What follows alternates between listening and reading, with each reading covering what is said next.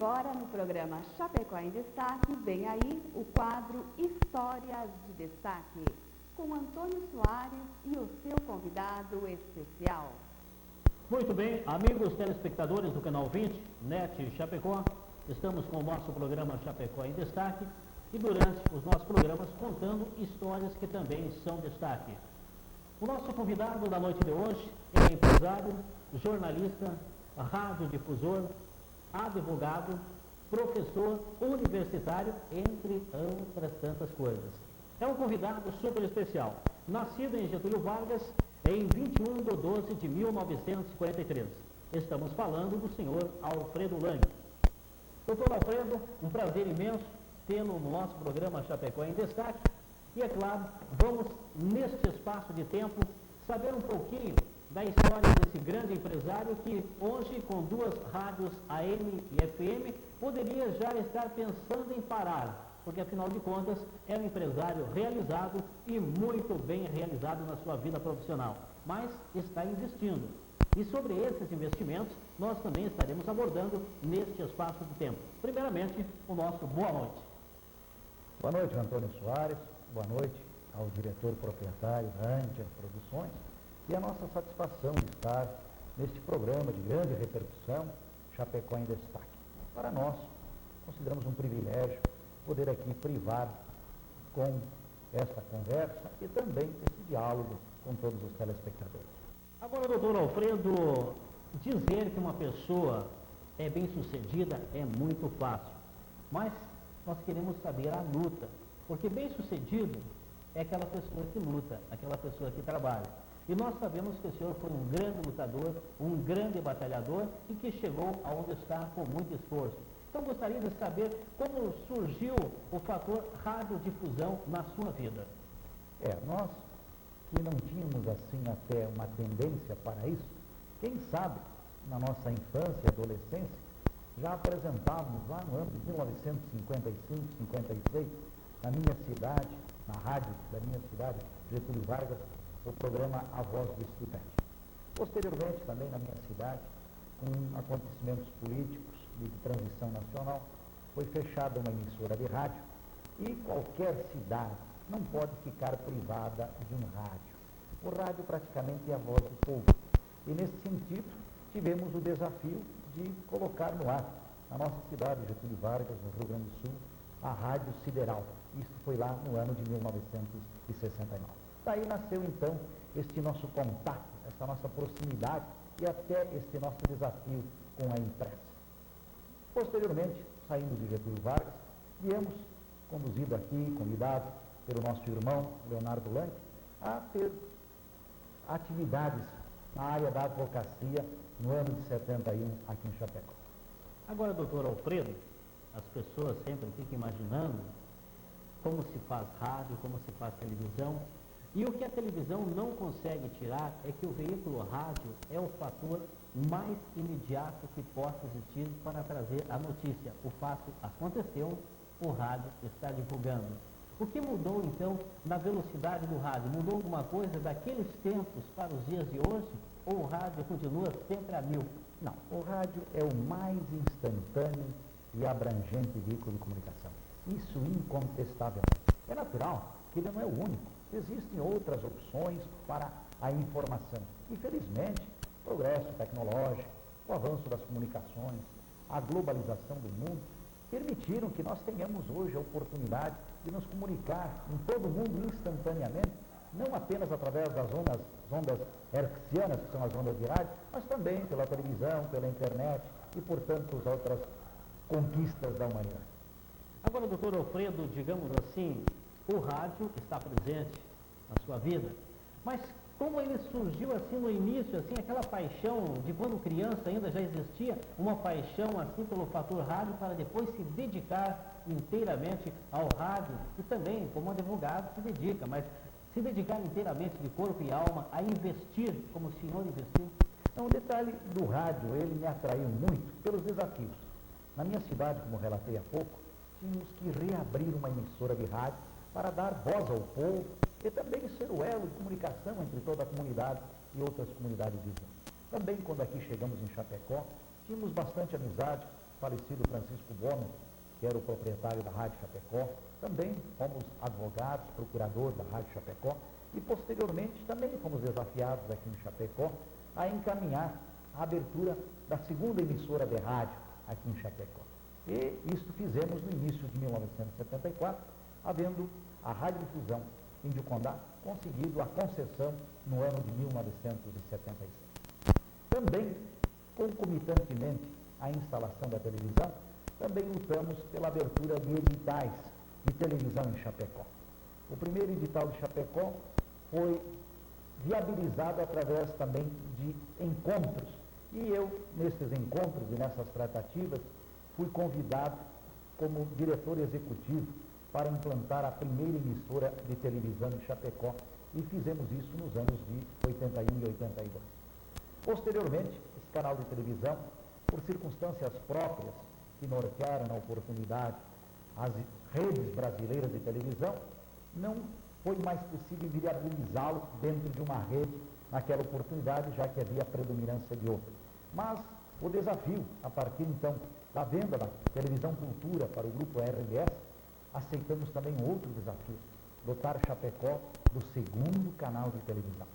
Foi uma luta muito grande, fizemos grandes investimentos nesse sentido, mas lamentavelmente também forças políticas não permitiram que um grupo local, que nós liderávamos este grupo, conseguíssemos a concessão. Perdemos a segunda concessão de televisão. Mas também fomos convidados pelo grupo vencedor a instalar a segunda emissora de televisão em Chapecó.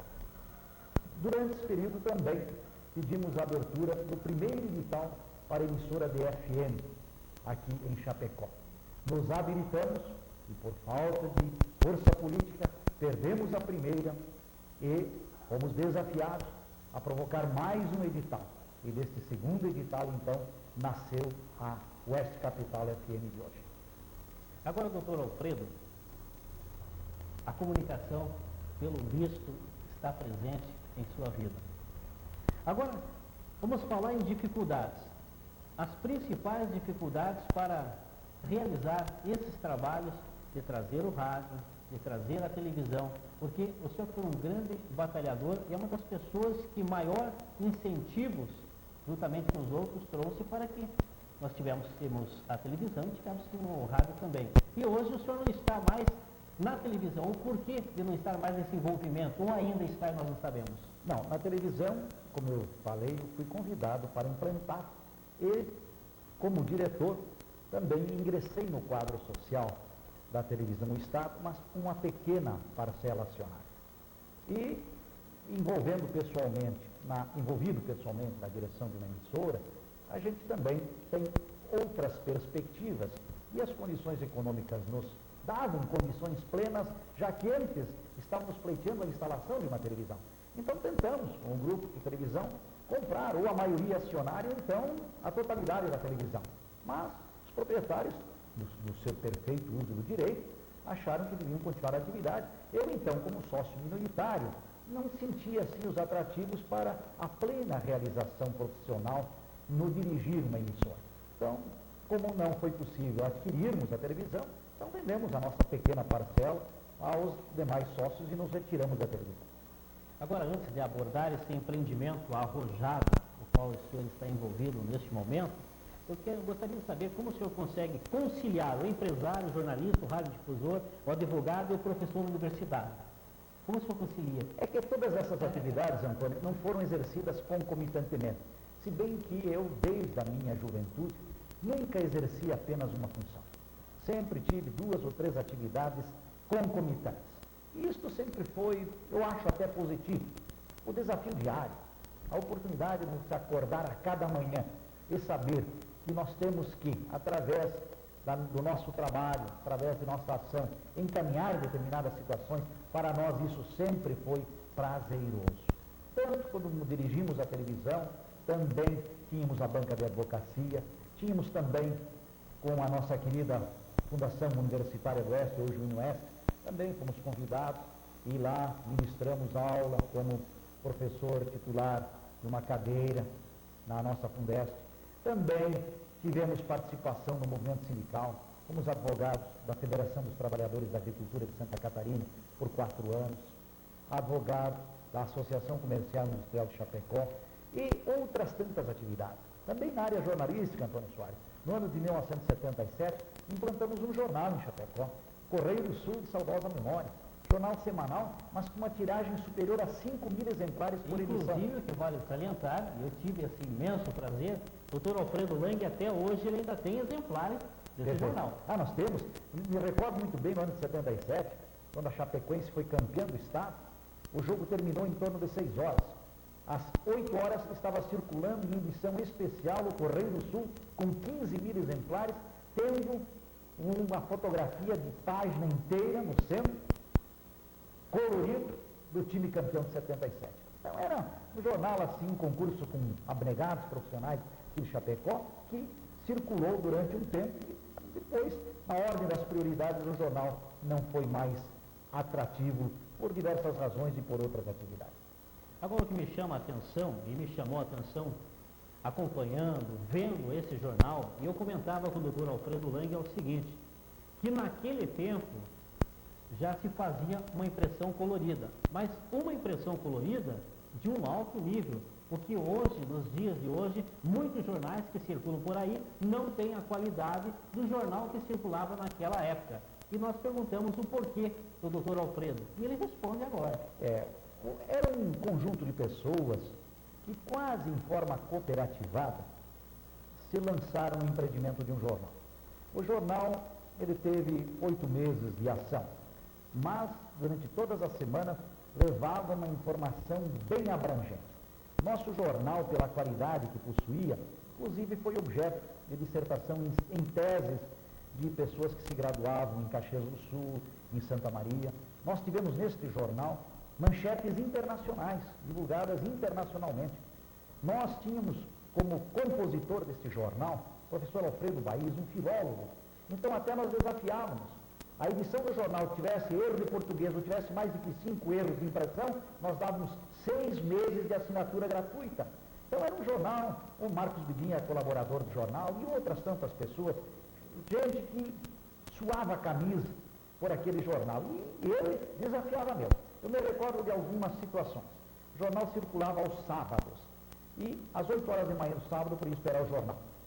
Numa determinada semana nós atrasamos propositadamente o jornal das 8 horas para as 10h30. As filas que se formaram para comprar o jornal eram impressionantes. Isto era gratificante.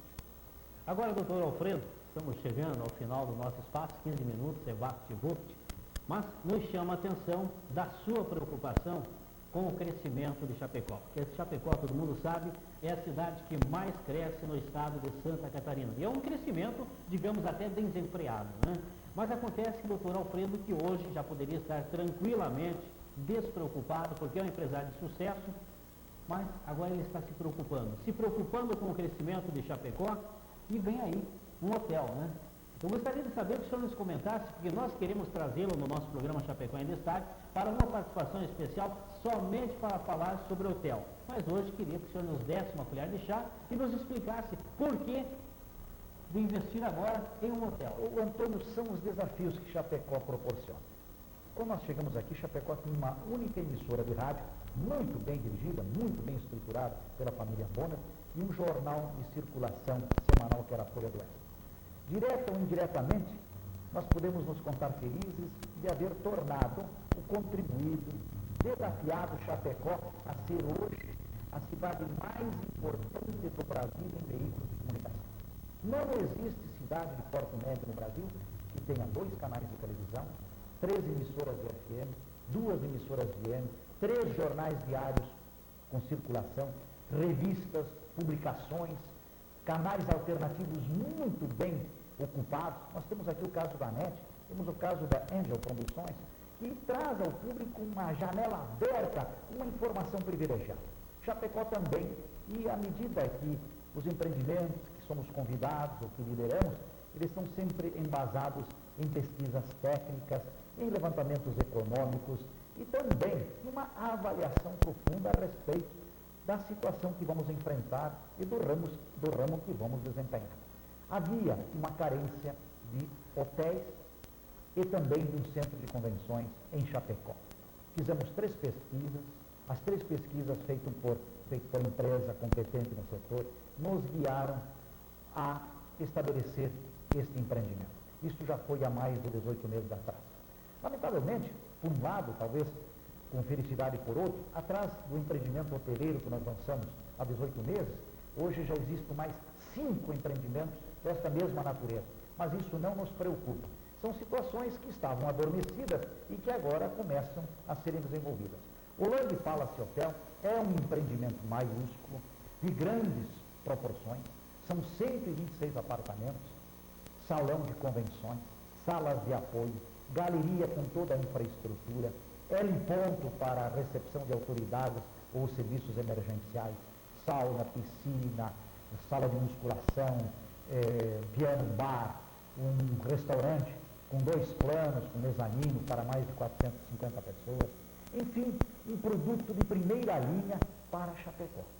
Esta é a nossa atual empreitada e podemos dizer que contamos com uma grande receptividade dos poderes públicos, da comunidade, das associações, dos colegas hoteleiros que nós temos a oportunidade de fazer um lançamento a eles, mostrando as nossas intenções e os objetivos, e sabemos que a capital do Oeste precisa não apenas do Lang Palace Hotel, mas de estabelecimentos desta grandeza, desta proporcionalidade, para contribuir nesse setor com o status que Chapecó merece. Doutor Alfredo, nós do programa Chapecó em Destaque queremos agradecer a sua disponibilidade de estar aqui no nosso programa Chapecó em Destaque, no quadro Histórias de Destaque. E aproveitamos neste momento final, deixar os nossos microfones para as suas despedidas ou algo que deixamos de perguntar e só gostaria de acrescentar. Eu quero agradecer esta gentil oportunidade e nós poder hoje aqui conversar no programa, uma audiência tão qualificada. Cumprimentar também o Antônio Soares, seus colaboradores, a Angel Promoções, por estas iniciativas. Achamos que neste final de século XX, começo do novo milênio, a comunicação ela deve ser usada como o Antônio Soares está fazendo aqui, como a Angel Produções está fazendo aqui, como os veículos de comunicação Chapecó estão fazendo.